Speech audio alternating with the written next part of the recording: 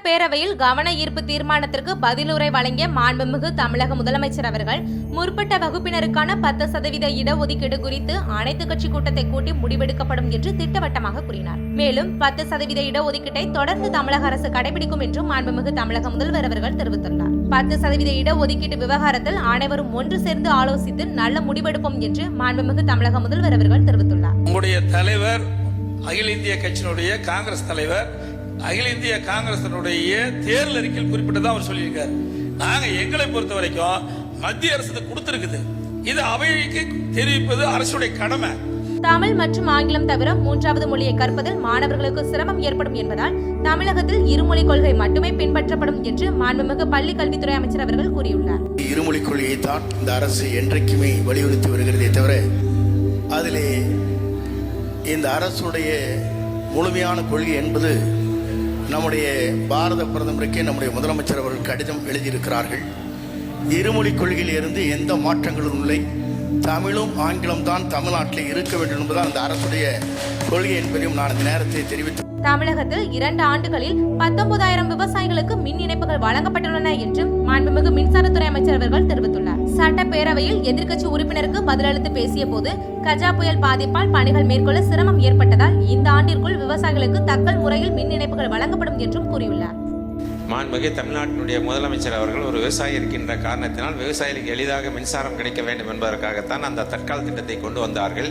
2 ஆண்டுகளாக வருடத்திற்கு 10,000 என்று அறிவித்து கிட்டத்தட்ட 19,000 மின் இணைப்புகள் கொடுக்கப்பட்டிருக்கின்றது.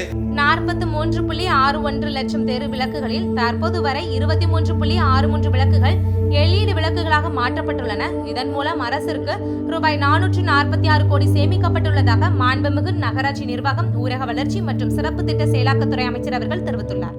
அனைத்து இருக்கக்கூடிய விளக்குகள் எல்லாம் LED விளக்காக மாற்ற வேண்டும் என்று அப்படி மாற்றதில் இன்றைக்கு 446 கோடி ரூபாய் இதுவரையிலும் மொத்தம் நம்ம தமிழகத்தில் இருக்கக்கூடிய தெருவிளக்குகள் 43,61,000 இருக்கு.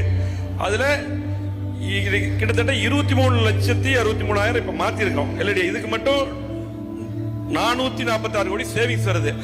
இப்ப இந்த சூழ்நிலையில மாண்புமிகு எதிர்க்கட்சி துணைத் தலைவர் சொன்னது மாண்புமிகு முதலமைச்சர் கவனத்துக்கு கொண்டு சென்று கண்டிப்பாக பரிசீலிக்கப்படும் என்பதை தெரிவித்துள்ளார். உதகை சட்டமன்ற உறுப்பினர் எழுப்பிய கேள்விக்கு பதிலளித்து பேசிய மாண்புமிகு மக்கள் நல்வாழ்வுத்துறை அமைச்சர் அவர்கள் நீலகிரி மாவட்டத்தில் பல்நோக்கு மருத்துவமனை அமைக்கும் திட்டம் பரிசீலனையில் உள்ளதாக தெரிவித்தார். அதேபோல் காட்பாடி தாலுகாவில் அரசு மருத்துவமனை அமைக்க விரைவில் அரசாணை பிறப்பிக்கப்படும் என்றும் கூறியுள்ளார். மேலும் தமிழக அரசு மலைவாழ் மக்களுக்கு முக்கியத்துவம் வழங்கி வருவதாகவும் தெரிவித்துள்ளார். இதே தெய்வம் புரட்சி தலைவி அம்மா அவர்கள் நீலகிரி மாவட்டத்தை தன்னுடைய சொந்த மாவட்டமாக பாவித்தார்கள். அதனாலதான் மாண்புமிகு அம்மா அவர்கள் இருந்த காலத்திலேயே ஊட்டிக்கு, அதாவது நோயாளிகளுடைய எண்ணிக்கை குறைவாக இருந்த பொழுதிலும் ஊட்டிக்கு, குன்னூருக்கெல்லாம் MRI ஸ்கேனு, CT ஸ்கேனை மாண்புமிகு முதலமைச்சர் அவர்கள் ஒரே நேரத்தில் 3 CT ஸ்கேனை வழங்கி அதை மாண்புமிகு அம்மா அவர்கள் திறங்கி வைத்தார்கள்.